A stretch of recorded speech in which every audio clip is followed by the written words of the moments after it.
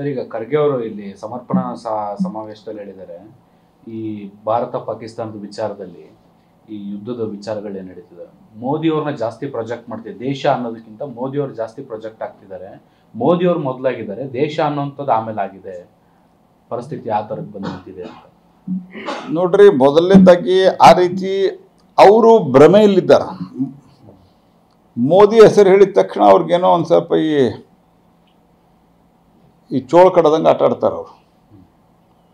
ಮೋದಿ ಹೆಸರು, ಮೋದಿ ಚಿತ್ರ ಕಣ್ಣಿಗೆ ಕಂಡ ತಕ್ಷಣ ಒಂಥರ ಈ ಚೋಳ ಕಡದ ನಂತರ ಕುಣಿದಾಡ್ತಾರೆ ಭಾಳ. ಅಂದ್ರೆ ಅದು ಭಾಳಷ್ಟು ಈ ಚೋಳಗಳೇನಿರ್ತಾವ ಅವು ವಿಷಕಾರಿ ಇರೋದಿಲ್ಲ, ಅದರ ನೋವು ಭಾಳ ಇರ್ತದೆ. ಹಂಗೆ ಅವರು ಚೋಳ ಕಡದಂಗೆ ಆಟ ಆಡ್ತಾರೆ, ಕುಣಿದಾಡ್ತಾರೆ. ಆ ಒಂದು ಮಾನಸಿಕತೆ ಒಳಗೆ ಅವರಿದ್ದಾರೆ. ಮೊದಲಿಂದನೂ ನಾವು ಹೇಳಿದ್ದೇವೆ, ಭಾರತದ ಯುದ್ಧ ಏನು ಇದ್ದರೂ ಅದು ಭಯೋತ್ಪಾದನೆ ವಿರುದ್ಧ. ಮೊದಲು ಖರ್ಗೆ ಅವ್ರಿಗೇನಾದರೂ ಒಂದು ಸ್ವಲ್ಪ ರಾಷ್ಟ್ರೀಯ ಅಧ್ಯಕ್ಷರಾಗಿ ಕನಿಷ್ಠತಮ ದೇಶದ ವ್ಯವಸ್ಥೆ ಬಗ್ಗೆ, ಇಲ್ಲೂ ಕೂಡ ಅವರು ಮಂತ್ರಿಯಾಗಿದ್ದವರು, ಅಪೋಸಿಷನ್ ಲೀಡರ್ ಆಗಿದ್ದಾರೆ ಲೋಕಸಭೆಯಲ್ಲಿ, ಈಗ ರಾಜ್ಯಸಭೆಯಲ್ಲಿ.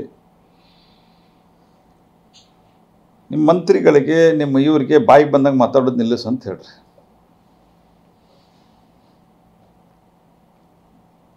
ಅವ್ರು ಯಾರೋ ಒಬ್ಬ MLA ಅವನು ಹೇಳ್ತಾನೆ 4 ವಿಮಾನ ಹಾರಿಬಿಟ್ರು ಅಂತ. ಇಲ್ಲಿ ಒಬ್ಬವ ಉತ್ತರ ಪ್ರದೇಶ ಇವ ಆಟಗಿ ವಿಮಾನ ಇಟ್ಟೋದಕ್ಕೆ ನಿಂಬೆಹಣ್ಣು ಕಟ್ಟಿ ಅಪಹಾಸ್ಯ ಮಾಡ್ತಾನೆ. ಆನಂತರ ಈ ಸಂತೋಷ್ ಲಾಡ್ ಬಾಯಿ ತೆಗೆದ್ರೆ ಅವನು ಮೋದಿಯವ್ರ ಬಗ್ಗೆನೇ ಮಾತಾಡೋದು, ಬೇರೆ ಏನಿಲ್ಲೇ ಇಲ್ಲ. ನಾನು ಭಾಳ ಚೆನ್ನಾಗಿ ನೆನಪಿದೆ, ಈ ನೇಹಾ ಹತ್ಯೆ ಪ್ರಕರಣ ಆಗಿತ್ತು. ತಕ್ಷಣ ಕ್ರಮ ತೆಗೆದುಕೊಡ್ರಿ ಅಂದ್ರೆ ಮೋದಿಗೆ ಹೇಳ್ರಿ ಅಂತ ಹೇಳಿದ್ರು ಅವರು.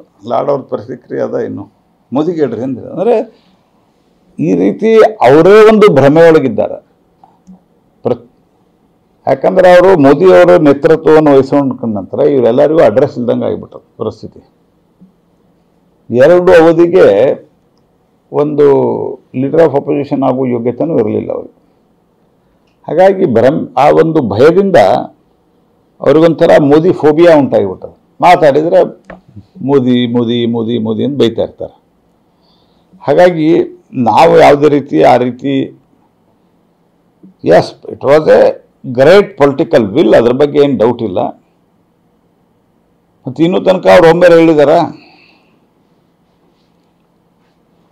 ಫಸ್ಟ್ ಏನು ಹೇಳಿದ್ರು, ಯುದ್ಧ ಬೇಡ ಅಂತ ಹೇಳಿದರು. ಆನಂತರ ಯುದ್ಧ ವಿರಾಮ ಮಾಡಿ, ಯುದ್ಧ ಶುರು ಆದ ನಂತರ ಗಾಂಧಿ ಫೋಟೋ ಹಾಕಿದ್ರು, ಮಹಾತ್ಮ ಗಾಂಧಿ ಅವ್ರದ್ದು. ಶಾಂತಿ ಏನೋ ಒಂದು ಸಂದೇಶ ಹಾಕಿದ್ರು ಅದ್ರೊಳಗೆ. ಯುದ್ಧ ನಿಲ್ಲಿಸಿದ್ಮೇಲೆ ಯಾಕೆ ನಿಲ್ಲಿಸಿದ್ರಿ ಅಂತಾರೆ. ಒಂಥರ ಅತೃಪ್ತ ಆತ್ಮಗಳಿವು, ಸದಾ ಕಾಲಕ್ಕೂ ಸುತ್ತಿರ್ತಾವೆ, ಮೋಕ್ಷ ಸಿಗುವುದಿಲ್ಲ ಅದಕ್ಕೆ. ಹಂಗೆ ಅತೃಪ್ತ ಆತ್ಮಗಳಿವು. ಈ ಅತೃಪ್ತ ಆತ್ಮಗಳು ಈ ರೀತಿ ಮಾತಾಡ್ತಾ ಇರ್ತಾವೆ, ಅದಕ್ಕೇನು ಅರ್ಥ ಇಲ್ಲ.